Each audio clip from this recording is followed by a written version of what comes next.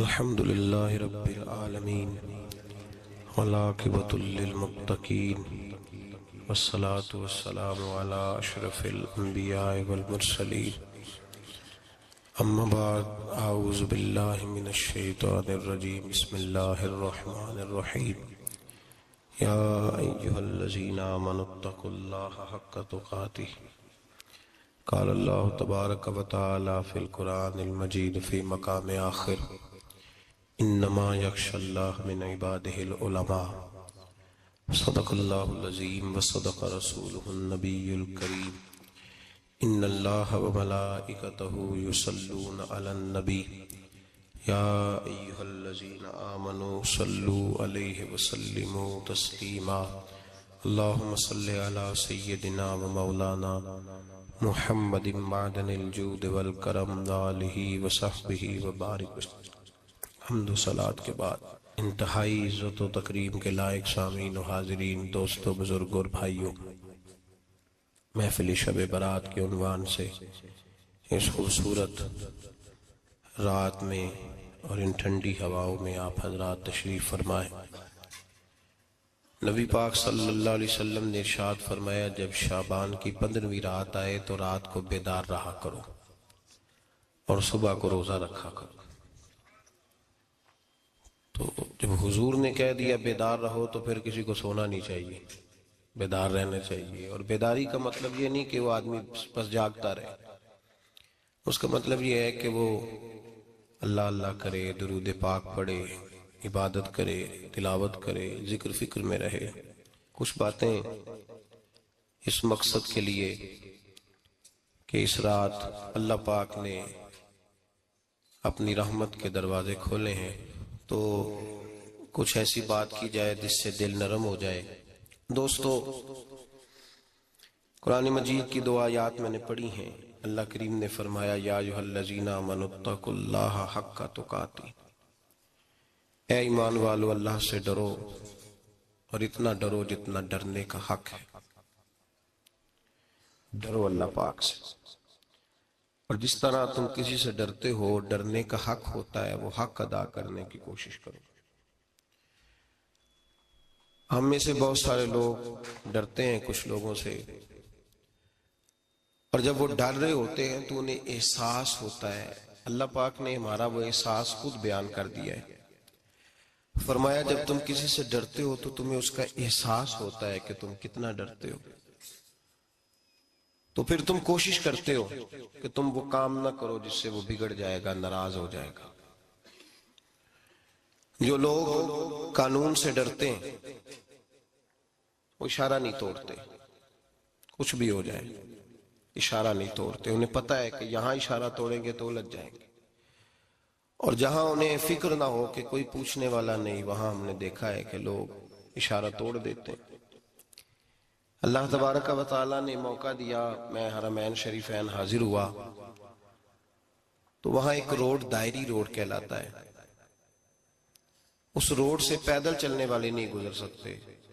وہ کہتے ہیں جی اس روڈ سے پیدل والا نہ گزرے، ان کے لیے علیحدہ جگہ ہے۔ قانون یہ ہے کہ اگر کوئی پیدل آدمی وہاں سے گزرے اور اس کا ایکسیڈنٹ ہو جائے تو وہ حکومت یہ کہتی ہے کہ یہ کیوں یہاں سے گزرا تھا، لہٰذا کوئی مقدمہ نہیں ہو سکتا۔ وہاں ہم نے دیکھا ہے کہ لوگوں کو سڑک پہ پیر بھی نہیں رکھتے، کہتے ہیں مر گئے تو بنے گا کچھ نہیں۔ یہاں بھی بہت سارے ایسے معاملات ہوتے ہیں کہ جہاں انسان محسوس کرتا ہے کہ یہ بڑا میرے لیے نقصان ہو جائے گا، تو وہ ڈرتا ہے۔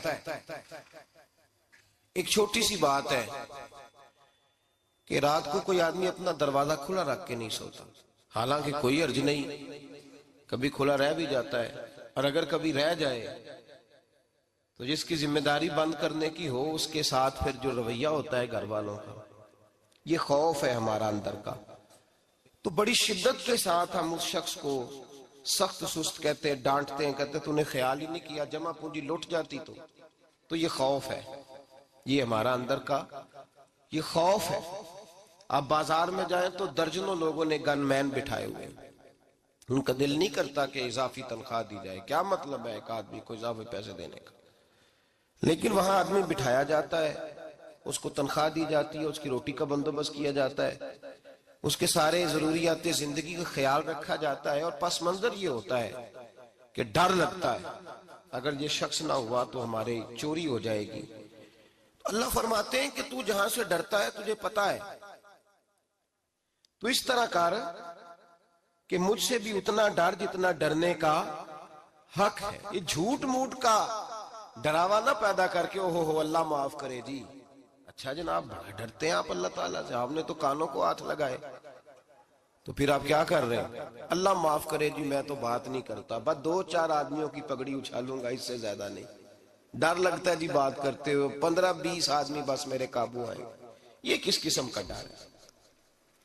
ڈرنے کا حکم دیا، اور میرے رسول کریم سید عالم صلی اللہ تعالی علیہ وآلہ وسلم نے ارشاد فرمایا کہ تو رب کریم سے دنیا میں ڈر جا جس طرح ڈرنے کا حق ہے۔ جب قیامت کا دن آئے گا تو اللہ تجھے ڈرائے گا نہیں بلکہ اپنی رحمت کی چھاؤں میں جنت میں داخل کر دے گا۔ یہاں ڈر، ایک جگہ تو اللہ نے فرمایا ڈرو، اور کچھ جگہوں پہ فرمایا کہ جو میرے علم والے بندے ہیں نا، جن کو میں نے علم دیا ہے، عالم ہے، ان کے بارے میں فرمایا کہ ان کے دلوں میں میری خشیت ہے۔ انما یخشی اللہ من عبادہ العلماء، اللہ کے بندوں میں سے جو علم والے ہیں وہ اللہ کی خشیت رکھتے ہیں۔ قرآن نے ایک جگہ کہا ڈرو، خوف کا لفظ بھی استعمال کیا، وَلِمَنْ خَافَ مَقَامَ رَبِّهِ جَنَّتَانِ، خوف بھی ہے اور خشیت بھی ہے۔ ان دونوں کا معنی ایک ہی ہے، ڈرنا، خوف کا معنی بھی اور خشیت کا معنی بھی، ڈرنا۔ جب آپ علماء لغت کو پڑھیں گے، عربی ادب کو جاننے والے لوگوں کا مطالعہ کریں گے تو انہوں نے یہی لکھا ہے کہ ان دونوں کا معنی ڈرنا ہے۔ میری طرف دیکھیے، توجہ کریں، کچھ سمجھانے لگا ہوں، اس نقطے کو ضرور سمجھیے گا۔ خشیت کا معنی بھی ڈرنا ہے، خوف کا معنی بھی، لیکن جب صوفیاء کے پاس جائیں نا، صوفیاء جو قرآن و سنت کی روح کی تفسیر کرنے والے ہیں، تو وہ کہتے ہیں نہیں، خشیت اور خوف میں فرق ہے، خوف اور ہوتا ہے، خشیت صوفیاء اس کی تفسیر اور کرتے ہیں۔ وہ کہتے ہیں خوف بھی ہوتا ہے اور خشیت بھی ہوتی ہے، الگ الگ چیزیں ہیں، ایک نہیں۔ بڑی خوبصورت بات ہے، اگر آپ سمجھ گئے تو آپ کو فائدہ دے گی۔ صوفیاء یہ کہتے ہیں کہ بھائی خوف ہوتا ہے اپنے گناہوں کا، کہ میں نے یہ گناہ کیے ہیں، اگر اللہ نے مجھ سے پوچھا تو مجھے بڑا خوف آتا ہے، مار پڑے گی، یہ خوف ہے۔ پھر سمجھ لیں، ایک آدمی نے حرام کا مال کٹھا کیا ہے زندگی میں، معاذ اللہ اس نے بڑے پاپ کیے، گناہ کیے، شراب پی، بدکاری کی، معاذ اللہ تعالیٰ ثم معاذ اللہ، اب اسے ڈر لگ رہا ہے کہ اللہ تبارک و تعالیٰ نے پوچھا تو میں کیا جواب دوں گا، یہ خوف ہے۔ اور خشیت یہ ہے کہ ایک آدمی سارا دن نماز پڑھتا ہے، روزہ رکھتا ہے، عبادت کرتا ہے، اللہ کو یاد کرتا ہے، پھر بھی ڈرتا ہے، یہ خشیت ہے، یہ خشیت ہے۔ جو گناہوں سے ڈرے وہ خوف ہے، اور جو رب کی ناراضگی سے ڈرے وہ خشیت ہے۔ جو کہے یار میرا رب کہیں ناراض نہ ہو جائے، میرا رب کہیں مجھ سے، بڑی خوبصورت مثال دی۔ میں نے اپنے صاحب سے پوچھا کہ حضور یہ مسئلہ کیا ہے، تو فرمانے لگے ایک بادشاہ نے ایک غریب کی بیٹی اسے پسند آ گئی تھی، تو اس نے عزت کے ساتھ اس سے شادی کر لی، رشتہ بھیج کے وقار کے ساتھ۔ بیٹی کا باپ اپنی بیٹی کے مقدر پر رشک کرنے لگا کہ میری بیٹی کو بادشاہ نے پسند کیا ہے، بادشاہ کے شہزادے نے رشتہ بھیج دیا ہے۔ شہزادہ بیاہ کے لے گیا بیٹی کو، 20 کنیز آئے، نوکرانیاں اس عورت کی خدمت کرنے پہ لگی ہوئی ہیں، اس کا ہر حکم ماننے کو تیار ہے، لیکن وہ بی بی سویرے بھی رو پڑتی ہے اور شام کو بھی رو پڑتی ہے، روتی رہتی ہے۔ اس سے کسی نے پوچھ لیا کہ بی بی تو روتی کیوں ہے، 20 کنیز آئے ہیں، گھر میں سکون ہے، ہر شے ہے، تو روتی کیوں ہے؟ تو وہ کہنے لگی اصل بات یہ ہے کہ جو کچھ مجھے ملا ہے میں اس کے قابل نہیں تھی، تو میں ڈرتی ہوں میرا سائیں کہیں ناراض نہ ہو جائے۔ وہ ناراض نہ ہو جائے، میں قابل نہیں تھی، میری اوقات نہیں تھی، یہ من آنم کے من دانم، میں جو ہوں اس کا مجھے پتا تو ہے، اس نے میری حیثیت سے، میری اوقات سے، میرے ظرف سے، میری محنت سے بڑا بڑھ کے مجھے عطا کر دیا، میری چونکہ اوقات سے زیادہ دے دیا تو میں ڈرتی ہوں وہ ناراض نہ ہو جائے، کہیں میری یہ کھیل، یہ جو میں نے گھونسلہ بنایا ہے، یہ کہیں میرا ٹوٹ نہ جائے۔ میرے بھائی، میرے رسول کریم سید عالم صلی اللہ علیہ وسلم کے امت کے اولیاء، صلحاء، صوفیاء، اتقیاء، صحابہ، اہل بیت، یہ لوگ جب روتے تھے تو یہ کوئی اس لیے نہیں روتے تھے کہ یہ آج دوپہر کو چینی میں ملاوٹ کر کے آئے ہیں تو اس لیے رو رہے ہیں رات کو، اس لیے نہیں روتے تھے کہ آج انہوں نے جو شکر بیچی ہے اس شکر کے اندر بورا ملایا ہوا تھا، اس لیے نہیں رو رہے کہ آج 10 15 20 لاکھ رشوت کا مال بینک میں جمع کر، اس لیے تھوڑی روتے تھے، یہ تو اس لیے روتے تھے کہ اللہ تو نے بڑا کچھ عطا کیا ہے، کہیں ہم سے ناراض نہ ہو جانا، یہ تو اس کی خشیت میں رو رہے تھے۔ حضرت داؤد طائی رحمت اللہ تعالی علیہ، حضرت امام جعفر صادق جو نبی پاک صلی اللہ علیہ وسلم کے نواسے، جناب داؤد طائی کی ملاقات ہوئی تو امام جعفر صادق حضور کے نواسے عرض کرنے لگے، داؤد طائی یار میری بخشش کی دعا کرنا، رب مجھے معاف کر دے۔ تو حضرت داؤد طائی رحمت اللہ علیہ فرمان لگے، امام صاحب آپ حضور کے نواسے ہیں، میں نے دعا کرنی ہے کہ آپ نے میرے لیے کرنی ہے؟ تو حضرت امام جعفر صادق رو پڑے، کہنے لگے یار تو نہیں کرنی ہے، اور اسی لیے تو تجھ سے دعا کرا رہا ہوں کہ کہیں ایسا نہ ہو نانا مصطفیٰ کی بارگاہ میں جاؤں تو وہ مجھے کہیں کہ میں کس طرح کا تھا تو کس طرح کا بن کے آیا ہے، یہی تو دعا کرانی ہے کہ میرے لیے دعا کر۔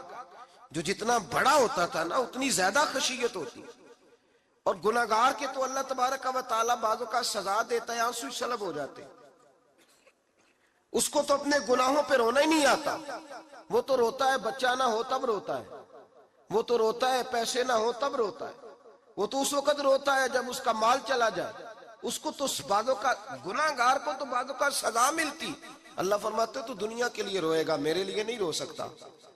اور جو رب کریم کے بندے ہوتے ہیں انہیں اللہ کہتا ہے تو دنیا سے بے نیاز ہے، تیری آنکھ سے آنسو جب بھی ٹپکے یا میرے لیے ٹپکنا چاہیے یا محمد مصطفیٰ کے لیے ٹپکنا چاہیے۔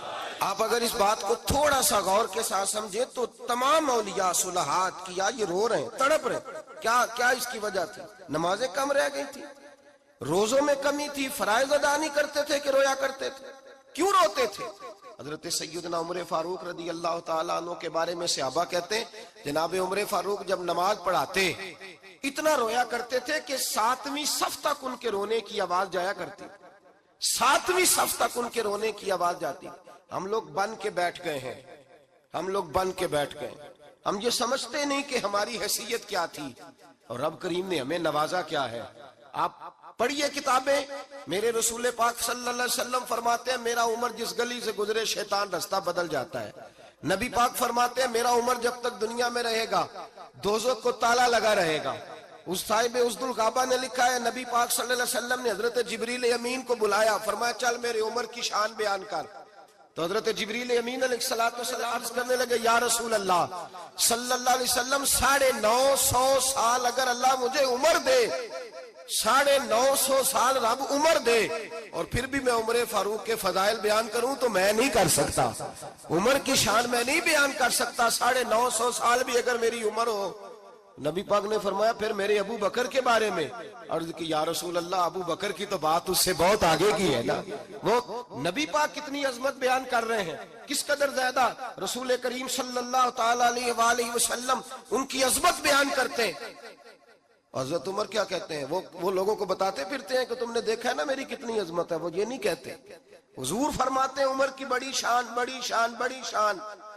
اور عمر کے پاس جب بھی کوئی جاتا ہے کہتے ہیں عمر آپ کا کیا مقام ہے، تو عمر فرماتے ہیں میں تو اونٹ چرانے والے کا بیٹا ہوں، میں تو اونٹ چرانے والے کا بیٹا ہوں، میں تو اونٹ چرایا کرتا تھا، میں تو 10 اونٹ نہیں سنبھال سکتا۔ حضرت فاروق اعظم رضی اللہ تعالیٰ عنہ سے کو پوچھتے جناب عمر آپ کا کیا حال ہے، تو آپ فرماتے یہ تو میرے مقدر ہے کہ میری بہن نے قرآن سنایا تو میں در رسول تک پہنچ گیا، ورنہ مجھے پوچھنے والا کوئی نہ ہوتا۔ کبھی جناب علی المرتضیٰ کا بازو پکڑ کے کہتے ہیں علی تو نہ ہوتا تو عمر ہلاک ہو جاتا، भाई हुजूर शाने बयान करते हैं। नबी पाक कहते हैं मेरे अबू बकर ने एहसानात किए, बड़े एहसानात किए, मैंने सबका बदला चुका दिया, अबू बकर का नहीं चुकाया। अल्लाह की बारगाह में अर्ज करूंगा या अल्लाह तू ही इसे बदले दे। और जनाब अबू बकर सिद्दीक से कोई पूछता है अबू बकर आपका क्या हाल है, तो अबू बकर सिद्दीक फरमाते हैं मुझसे मेरे अंदर का आलम ना पूछो, अगर कयामत के दिन ऐलान हुआ ना कि सारे लोग बख्शे गए, एक बाकी बचा है, तो मुझे डर लगता है अकेला अबू बकर ही बच जाएगा जो नहीं बख्शा जाएगा, मुझे डर आता है। तो भाई पन के बैठ गए लोग, लोगों को पूछ करके देखें, कहते हैं क्या पाप किया है, क्या हो गया है। खशियत से कांपती हुई रूहें, तड़पते हुए मेरे रसूल पाक के गुलाम, औलिया अल्लाह सूफिया किराम के रोंगटे खड़े हैं रब करीम के खौफ से। जो जितना मालिक को जानता है उतना कांप रहा है, उतना डर रहा है। जिसकी आंखों से आंसू खुश्क है, मतलब ये है ये रब को जानता ही नहीं, इसे क्या खबर उसका जलाल कितना है, इसे क्या खबर उसका अजाब कितना है, तू क्या जाने। इन्ना बत्श रब्बिका ला शदीद, जब वो पकड़ता है तो बड़ा सख्त पकड़ता है। हजरत उस्मान गनी को 3 दफा मेरे नबी पाक ने फरमाया जन्नती है, जन्नती है। अल उस्मान फिल जन्ना, अल उस्मान फिल जन्ना, अल उस्मान फिल जन्ना, 3 दफा हुजूर ने जन्नत की बिशारत दी। मेरे मुस्तफा करीम ने फरमाया मेरा उस्मान गली से गुजरे तो फरिश्ते भी इसकी हया करते हैं। जनाब उस्मान गनी जिनको मेरे नबी ने 2 बेटियां दे के कहा उस्मान मेरी 100 बेटी भी होती, एक के बाद दूसरी इंतकाल करती जाती तो मैं सारी तेरे निकाह में दे देता। वही हजरत उस्मान गनी कब्र पे खड़े हैं हुजूर के विसाल के बाद, एक कब्र पे खड़े, आंखों से आंसू जारी है, दाढ़ी सारी आंसुओं से भर गई है, रोते ही जाते हैं, रोते ही जाते हैं। गुलाम कहता उस्मान यार रोना हमें चाहिए, रोना हमें चाहिए, जिनको कोई बिशारत नहीं और आपको तो 3-3 बिशारतें, रोते क्यों हो। जनाब उस्मान गनी फरमाने लगे जिस मुस्तफा ने मुझे जन्नत की बिशारत दी उसी रसूल ने फरमाया था कब्र आखिरत की मंजिलों में से पहली मंजिल है, आखिरत की मंजिलों में से पहली मंजिल। सोचता हूँ अगर रब करीम ने उस्मान से हिसाब पूछ लिया, हिसाब कैसे देना है मेरे मुस्तफा करीम ने। ये तो बात है ना जनाब उमर की, ये तो बात है हजरत उमर की, हजरत अबू बकर की, जनाब उस्मान गनी की। और जिस शेरे खुदा के बारे में नबी पाक ने फरमाया अलीयुन मिन्नी व अना मिन अली, फरमाया अली और मैं 2 नहीं, मैं अली हूँ और अली मैं है। जिनको फरमाया मन कुन्तु मौला हूँ वहादा अलीयुन मौला, जिसका मैं मौला उसका अली भी, उसका अली भी। जिस मौला अली शेरे खुदा को ये दर्जा दिया, वलीउल मुर्तजा उठे हैं, नमाज का वुजू किया है, मुसल्ले की जानिब जाने लगे तो जनाब अली का वजूद थर थर कांपने लगा, थर थर छम छम आंसू बरसने लगे। हजरत सैयदना इमाम हसन आगे बढ़े, अब्बा जी क्या हुआ। फरमाया हसन डर रहा हूँ, मालिक की बारगाह में जा रहा हूँ, कहीं रब अली को धुतकार ही ना दे, कहीं मालिक अली से हिसाब ही ना पूछ ले, कहीं अल्लाह तबारक व तआला नाराजगी की नजर से ना देखे। ओ भाई हम लोग इतने दलेर, इतने तगड़े, इतने स्याह, इतने अक्लमंद, इतने गुनाहों के पीछे पहाड़ हैं, लेकिन मजाल है कोई एक कतरा वो आंसू जो हमने संभाल के रखे हैं दुनियादारी पे बहाने के लिए। कभी अपना हिसाब कर, कभी सोच। रोज शिकवा करता है, कहता है मेरे पास पैसे नहीं, गाड़ी नहीं, कार नहीं, कोठी नहीं, सरमाया नहीं। कभी सोच जो कुछ है अगर रब करीम मेरे और आपके अमाल देखे तो हमारी हैसियत है कि वो सारा कुछ हमें दिया जाता, हमारी औकात थी कि वो हमें दिया जाता जो उसने दिया है। टटोल के देखें, उम्र गुजर गई शिकवे करते, जरा पलट के देखें, अगर हमारे गुनाह और हमारी नेकियां इकट्ठी की जाएं तो हम जजा वाले नहीं सजा वाले निकलते हैं माज अल्लाह। महमूद गजनवी बड़ा प्यार करते थे अय्याज के साथ, बड़ा प्यार करते थे, नवाजा करते थे, रोज कोई ना कोई तोहफा मिलता था अय्याज को। कुछ हसद करने वालों ने कहा महमूद तू इसे तोहफे देता है और ये जंगल में असला इकट्ठा कर रहा है, ये तेरे खिलाफ अलहदा से फौज तैयार कर रहा है, कुछ वक्त आएगा ये तुझे छोड़ के अलहदा से बादशाही का दावा कर देगा। महमूद गजनवी कहने लगे ये किस तरह की बात, क्या तुम्हें पता है कि अय्याज असर से लेकर इशा तक कहाँ रहता है। महमूद कहने लगे यार वाकई मैंने कभी पूछा तो नहीं, शक का बीज बो दिया, शक का बीज बो दिया। महमूद गजनवी कहने लगे अच्छा आज मैं पीछा करूंगा, तफ्तीश करूंगा, तहकीक करूंगा कहां जाता है। तहकीक करूंगा। महमूद गजनवी निकले पीछा करने। असर के बाद अय्याज ने जंगल का रुख किया, महमूद भी पीछे पीछे हो लिए। कहते हैं जंगल के बीच जाके एक झोंपड़ी आई, उस झोंपड़ी के अंदर अय्याज गए, दरवाजा खोला, अंदर चले गए। मुझे बड़ा गुस्सा था कि हर बात मुझे बताता है, ये क्यों नहीं बताई।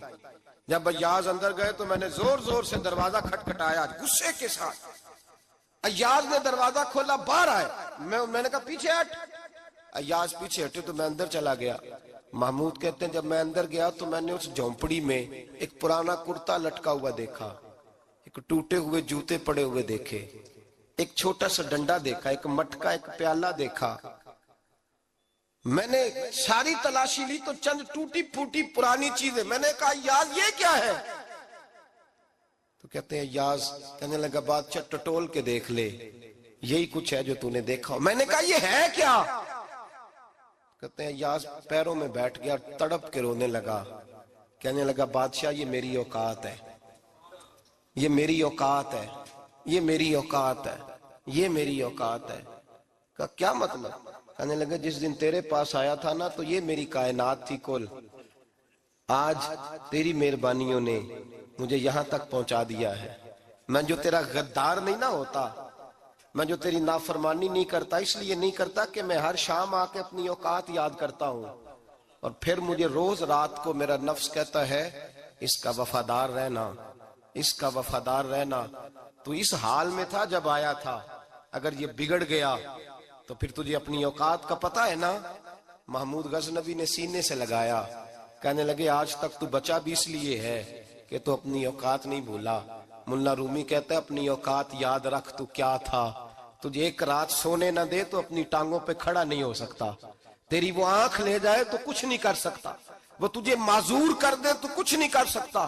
30-30 साल के ऊंचे 7 फुट कद के जवान उसने फालक ज़दा करके अस्पतालों में डाल दिए, वो कुछ न कर सके।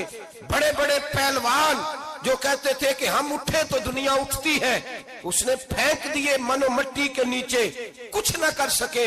अपनी हैसियत न भूल।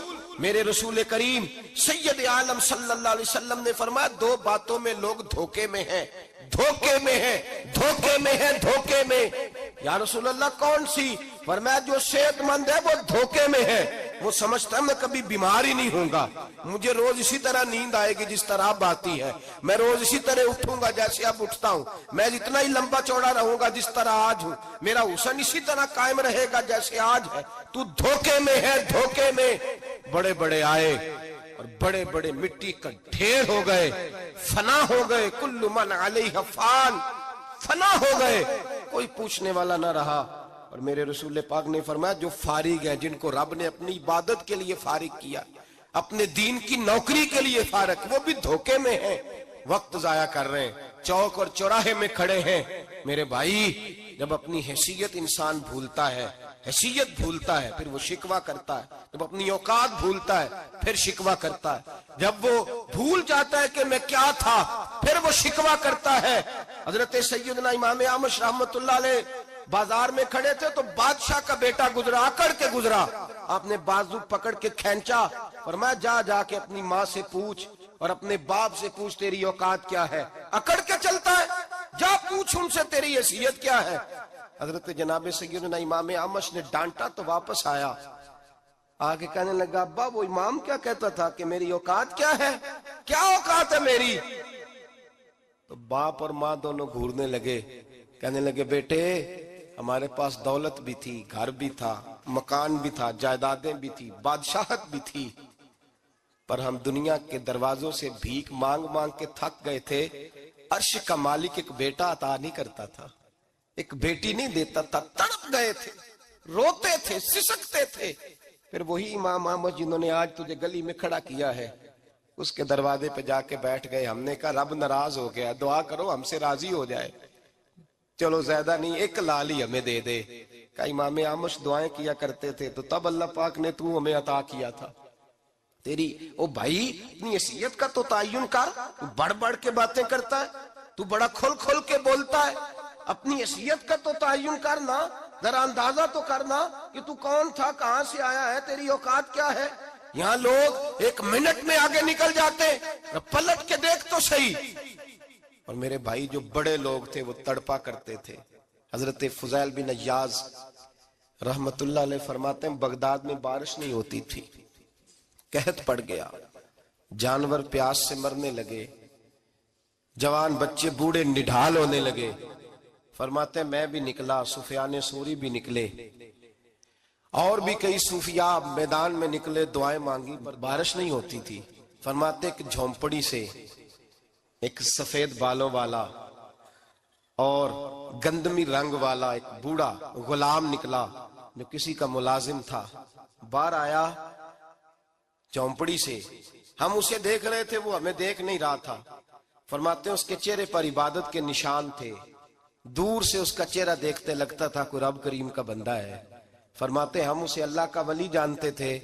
اس نے دعا مانگی کہ تو لفظ پتا کیا ہے دعا کے، ہاتھ اٹھا کے کہنے لگا مولا مجھے پتا ہے یہ جو بارش نہیں نہ ہو رہی ہے میری وجہ سے نہیں ہو رہی، میرے گناہوں کی بڑی لمبی فہرست ہے، بڑی لمبی لائن ہے۔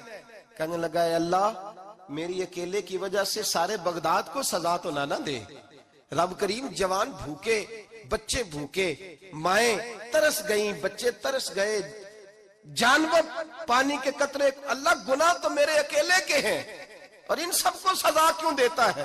نہ میری سزا سب کو تو نہ دے، میری سزا صرف مجھے دے، ان کو نہ دے۔ کہتے ہیں ابھی اس کے ہاتھ اٹھے ہوئے تھے، دعا بول رہا تھا، رب کریم نے فوراً بارش عطا فرما دی۔ فرماتے ہیں کھل کے بارش برسی۔ میں نے لوگوں سے پوچھا پتہ کرو کس کا غلام ہے، کہا فلاں آدمی کا۔ حضرت فضیل بن عیاض کہتے ہیں میں شام کو گھر چلا گیا، اس کے آقا سے بات کی، خرید لیا۔ میں جب اس کو خرید کے لایا، گلی میں جا رہے تھے تو مجھے کھڑا کر کے کہنے لگا فضیل میں نکما سا آدمی ہوں، بال بھی سفید ہیں، مجھ سے تو زیادہ کام ہی نہیں ہوتا، کیوں تو نے پیسے خرچ کیے؟ میں اس قابل ہی نہیں تھا، کیوں خریدا؟ تو حضرت فضیل ابن عیاض کہتے ہیں میں نے اس کو کہا کل جو تو نے دعا مانگی تھی تو نہیں دیکھ رہا تھا، ہم دیکھ رہے تھے، تو مقبول ہے رب کریم کی بارگاہ کا، تجھے اس لیے خرید کے لایا ہوں تو مقبول ہے۔ کہتے ہیں یہ لفظ سنے تو ٹھہر گئے، وہ کہنے لگے اچھا آقا مجھے 5 منٹ کا وقت ملے گا؟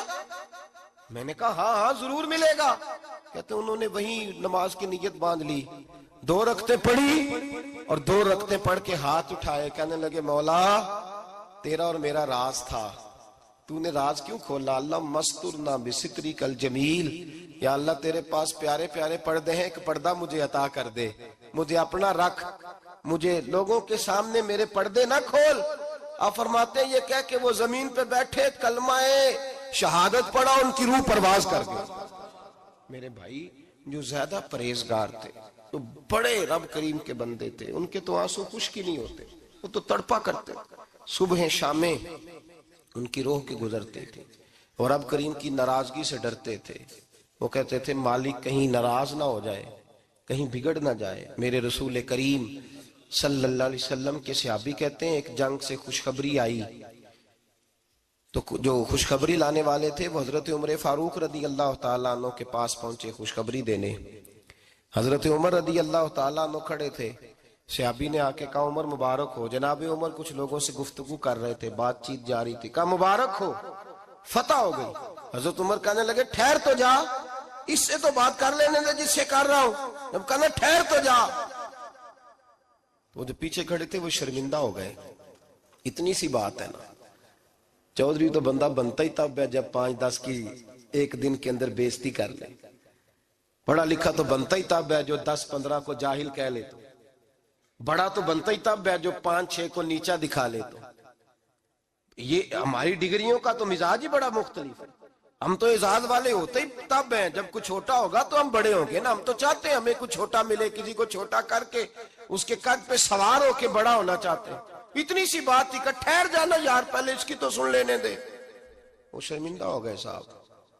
جب وہ شرمندہ ہوئے تو سیدنا فاروق اعظم دوڑے گئے۔ صحابہ کہتے ہیں گارا تھا، کیچڑ تھا، اس گارے میں سر رکھا، سجدہ کرنے لگے، اٹھے، کہنے لگے مولا اپنے عمر سے ناراض نہ ہو جانا، یہ کل تک اونٹ چرایا کرتا تھا، آج تیری مخلوق کو شرمندہ کرنے لگ گیا ہے، یہ اپنی حیثیت ہی بھول گیا، اسے خبر ہی نہیں کہ یہ کیا تھا۔ یہ آج تیری مخلوق کو شرمندہ کرتا ہے؟ اللہ اپنی عمر سے ناراض نہ ہو جانا۔ وہ شخص کہتے ہیں پیچھے آ کے کھڑا رو رہا ہوں۔ میں نے کہا عمر کیا کر رہے ہو؟ فرمایا نہیں یار، میں نے تجھے شرمندہ کیا ہے، یہ میں بھول گیا تھا کہ میں کیا ہوں۔ بھائی اپنی حیثیت کا تعین کریں، آؤ آج اپنی حیثیت کا تعین کریں، دیکھیں ہم کہاں تھے، کہاں بیٹھے، پلٹ کے دیکھیں کیا تھے، ہم کیا ہیں، راتیں کہاں گزرتی ہیں، صبح کہاں بیتتی ہیں۔ ایک لمحے کے لیے پلٹ کر اپنے ظلم، زیادتیاں، جھوٹ، غیبتیں، بے حیائیاں، اپنی زندگی کے امور کا اگر ہم یک نظر جائزہ لیں، پیچھے پلٹ کے دیکھیں تو حضرت جناب سیدنا غوث اعظم جیلانی رضی اللہ تعالیٰ عنہ فرمایا کرتے تھے اگر لوگ اپنے گناہ یاد کریں تو وہ پریشان ہو جائیں کہ ہمیں پانی کا قطرہ کیوں مل رہا ہے، وہ اگر اپنی غلطیاں یاد کریں تو انہیں احساس ہو کہ ان کا سانس کیسے چل رہا ہے۔ بھائی اگلی بات سنو گے تو اور حیران ہو جاؤ گے۔ حضرت غوث اعظم رضی اللہ تعالیٰ عنہ فرمایا کرتے، آپ فرمایا کرتے کہ اب خیال آتا ہے، اب سوچ آتی ہے کہ رب کریم نے کتنی ڈھیل دی ہوئی ہے۔ ہم ہیں کہ سمجھتے ہیں یہ میری عقل مندی کا کمال ہے کہ مجھے سارا کچھ نافرمانی کے باوجود بھی مل رہا ہے۔ بھائی خشیت الہی پیدا کریں۔ جتنا بندہ بڑا ہوتا تھا اس کے دل میں خوف بھی اللہ کا وہ جانتا تھا۔ حضرت امام اعظم ابو حنیفہ بیٹھے تھے تو ایک بی بی فتویٰ پوچھنے آئی۔ بی بی روز خاوند سے مطالبہ تو کرتی ہے، فلاں چیز چاہیے، فلاں چیز چاہیے، اللہ کرے وہ یہ مطالبہ کرنے لگ جائے کوئی شے نہیں چاہیے، جو چاہیے حلال کا چاہیے۔ آمین تو کہہ دیں۔ اللہ کرے بی بی یہ مطالبہ کرنے لگ جائے سوکھی روکھی چاہیے پر چاہیے مجھے جائز دینا، بے شک ایک وقت دینا۔ اللہ کرے یہ مطالبہ ہونے لگ جائے، شب برات کی بڑی مقدس رات، اللہ کرے اس رات یہ مطالبہ ہونے لگ جائے۔ ایک بی بی آئی خاتون، چرخہ کاٹتی ہے، سوت بناتی ہے، حضرت امام صاحب سے مسئلہ پوچھنے آئی۔ کیا مسئلہ پوچھا اس نے؟ کہنے لگی حضرت جی میں نا رات کو اپنی چھت پہ بیٹھ کے چرخہ کاٹتی ہوں، سوت بناتی ہوں، 14ویں رات کا چاند جب چڑھا ہوتا ہے تو اس کی روشنی میں میں چرخہ کاٹتی ہوں۔ کئی دفعہ نا بادشاہ کا لشکر میری گلی سے گزرتا ہے، بڑے بڑے لالٹین انہوں نے پکڑے ہوتے ہیں، بڑے بڑے روشن دان، بڑی بڑی ان کے اندر روشنی ہوتی ہے۔ تو حضرت جی کئی دفعہ نا وہ جب گزرتے ہیں تو ان کی روشنی میں بھی میں کچھ سوت بنا لیتی ہوں۔ مسئلہ یہ پوچھنا تھا کہ اس روشنی میں جو سوت بناتی ہوں اس کی کمائی میرے لیے جائز ہے کہ ناجائز ہے؟ اس کی روشنی میں حضرت امام اعظم نے اللہ اکبر کا اور چھم چھم آنسو گرنے لگے۔ حضرت امام صاحب نے اپنا گریبان پکڑا اور کھینچا، قمیض پھٹ گئی۔ کہنے لگے بی بی مسئلہ چھوڑ، تو پہلے بتا تو ہے کون، کہاں سے آئی ہے، کون ہے، بتا۔ تو کہنے لگی میں حضرت بشر آفی کی ہمشیرہ ہوں، میں حضرت بشر آفی، وہ جو درویش ننگے پیر نہیں پھرتا رہتا بغداد کی گلیوں میں، میں اس عظیم بھائی کی بہن ہوں، بشر آفی کی ہمشیرہ ہوں۔ تو حضرت امام اعظم فرمانے لگے کوئی اور بی بی آتی تو اس کے لیے جائز تھا، کیونکہ وہ جان بوجھ کے تو کسی کی روشنی نہیں استعمال کرتی، خود آتی ہے، کوئی اور آتی تو جائز تھا۔ تیرا مقام بڑا ہے، تیرے لیے جائز نہیں، تیرے لیے جائز نہیں، تو اپنی حیثیت کا تعین کر، یہ تیرے لیے درست نہیں۔ بھائی بڑا تو تب ہوگا جب تیری احتیاط بڑی ہو جائے گی، بڑا تب ہوگا جب تیرا تقوی بڑا ہو جائے گا، بڑا تو تب ہوگا جب تو حلال حرام کے معاملے میں باریک باریک چیز کا خیال رکھے گا۔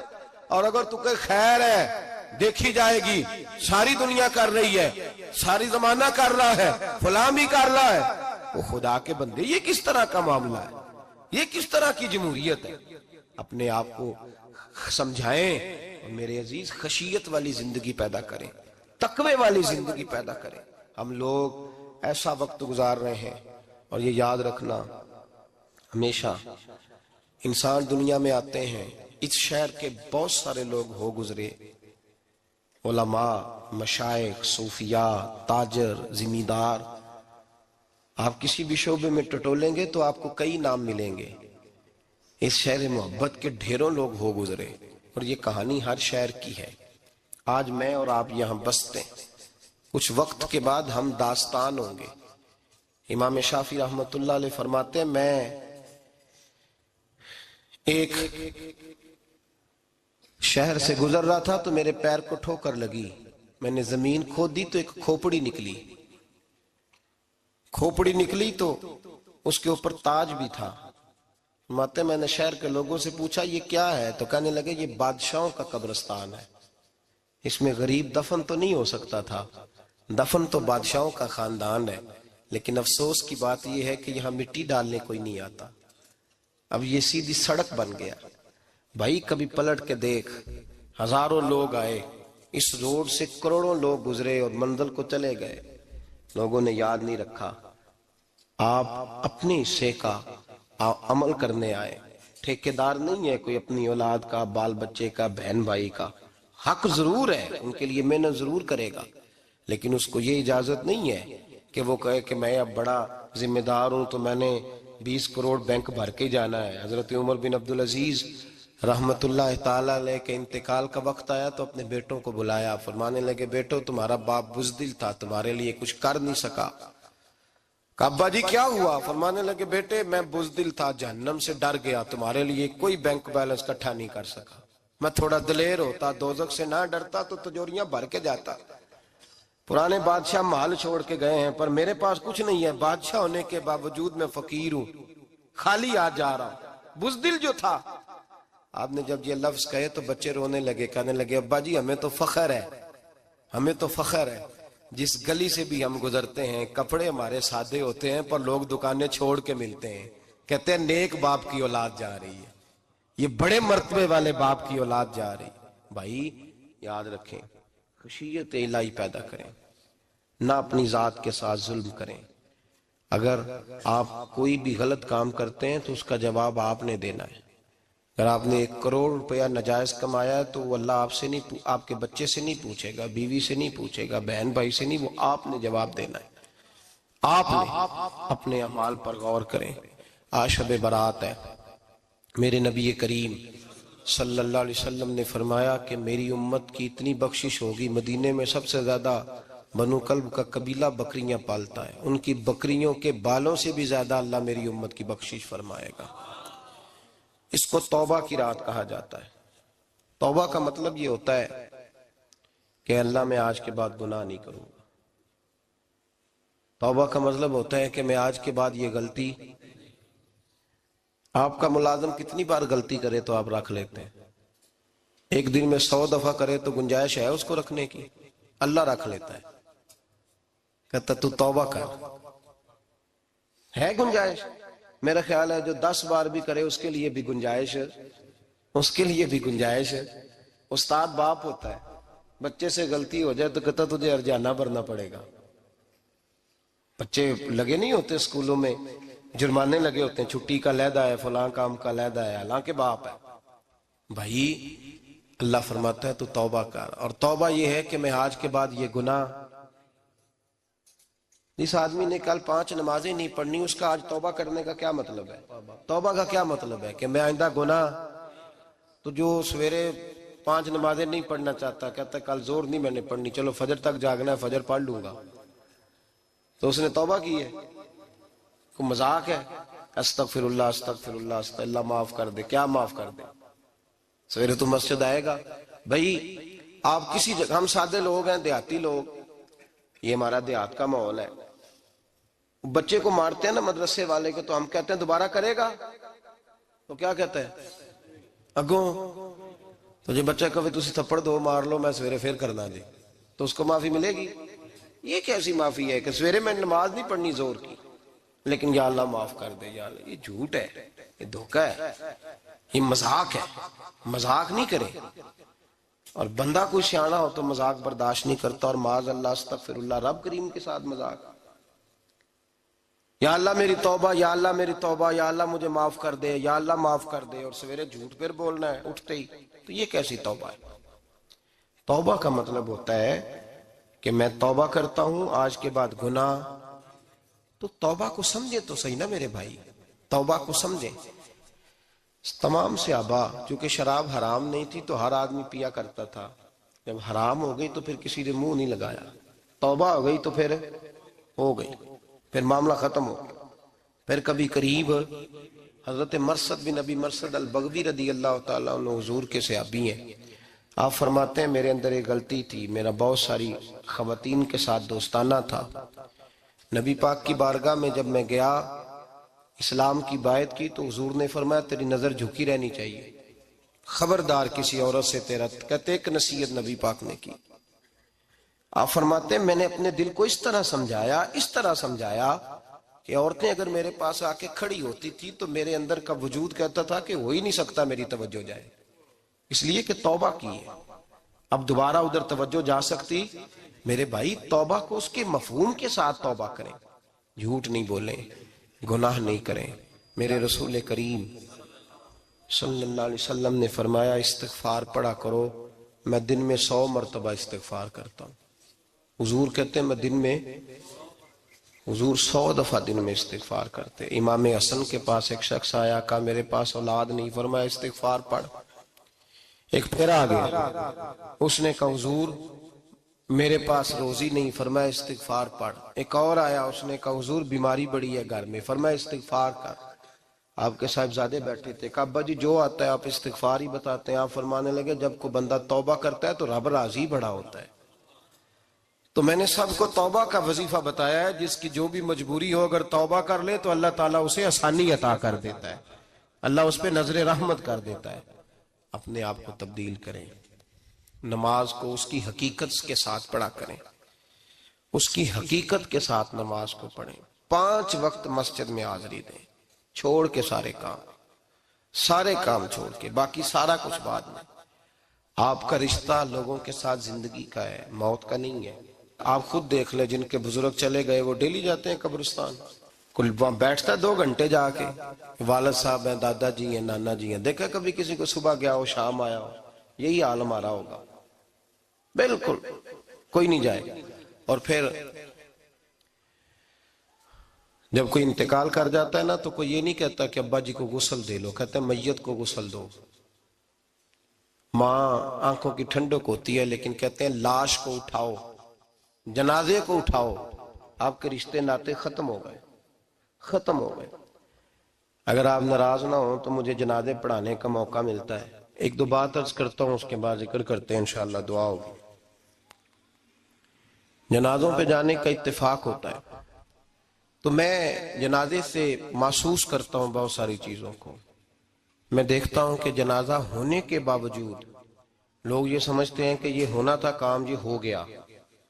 اور وہاں کیفیت یہ ہوتی ہے کہ صرف یہی جنازہ ہے، اسی نے فوت ہونا تھا، ہم تو بچے ہوئے ہیں. قرآن پاک سے محبت کرنا، قرآن پاک پڑھنے والوں سے پیار کرنا، قرآن کے مدارس کو آباد کرنا، یہ بڑا مشکل ہوتا جا رہا ہے. ہم ایک مدرسہ چلاتے ہیں، ہم محسوس کرتے ہیں کہ یہ بڑا کٹھن معاملہ ہے، بڑا کٹھن. ایک تو تنقید کی نظر بھی سب سے زیادہ اداروں کی طرف ہوتی ہے اور سب سے کم تعاون بھی اداروں کے ساتھ ہوتا ہے. مجبوری کے ساتھ ادارے وقت گزارتے ہیں.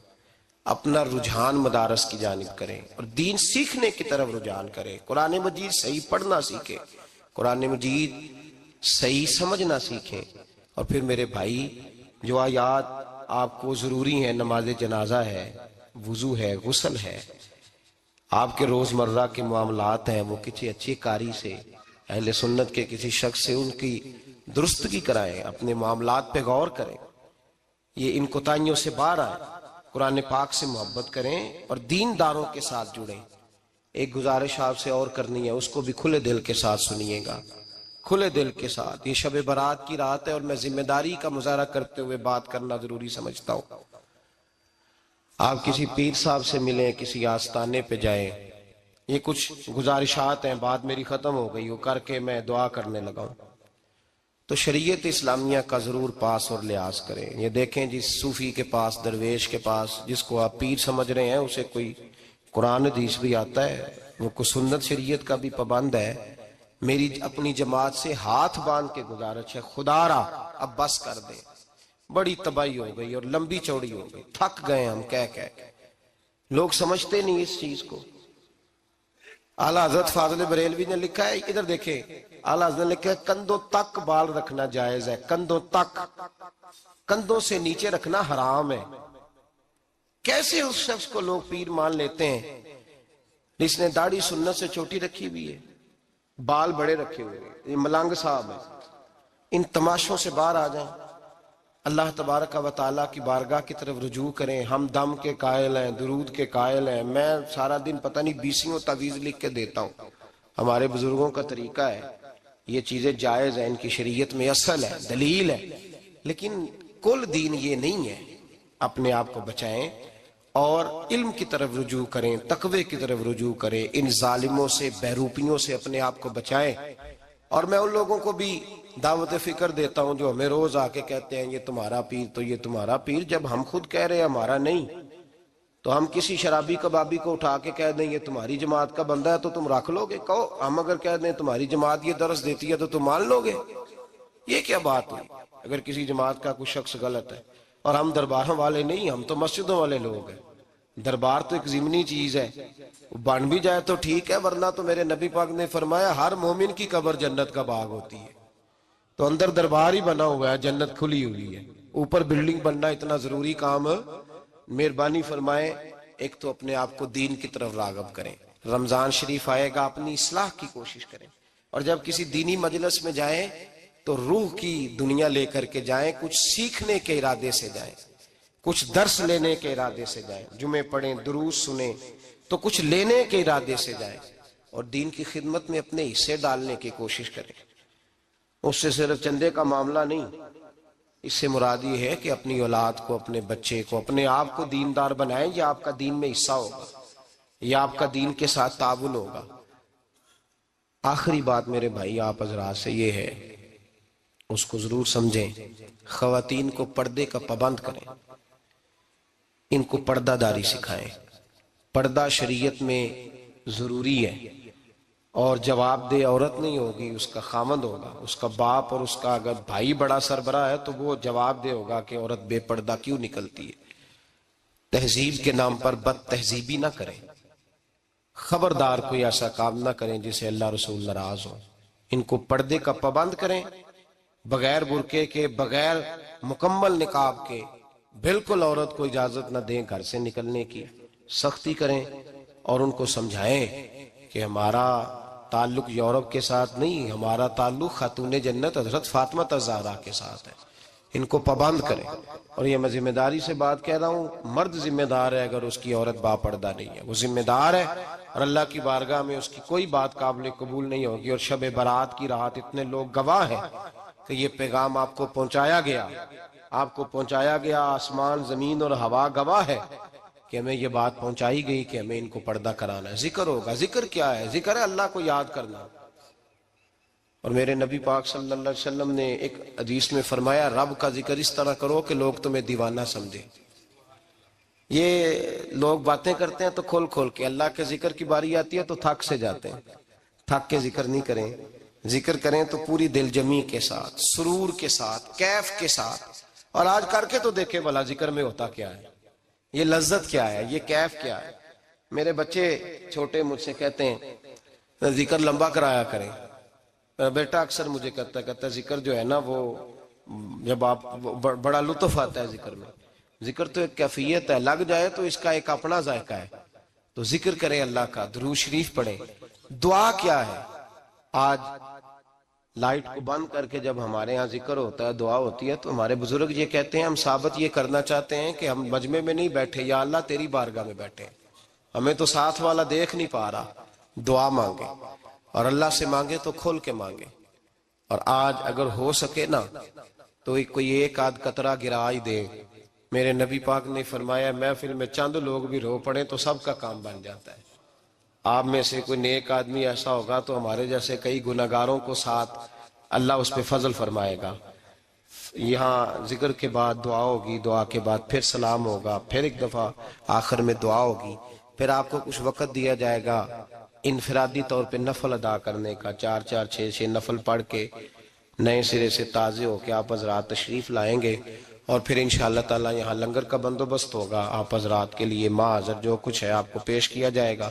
کوشش کریں روزہ رہ ہی جائے صبح کا، ویسے بھی پریکٹس ہوگی رمضان کی، اور شعبان میں زیادہ روزے رکھنا میرے نبی پاک کی سنت بھی ہے، اس لیے ضرور کوشش کریں کہ سحری کا بندوبست ہے تو آپ روزہ رکھیں تاکہ آپ کے لیے آسانی ہو جائے۔ اللہ تبارک و تعالی ہماری اس حاضری کو اپنی بارگاہ میں مقبول فرمائے۔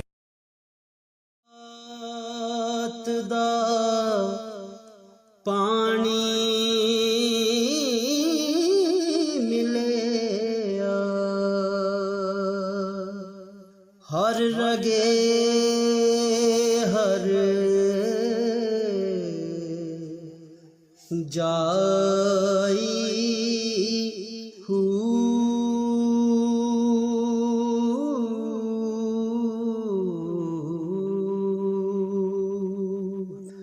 اندر بوٹی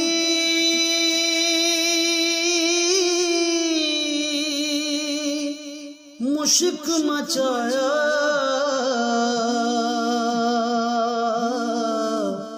جان پھولن تے آئی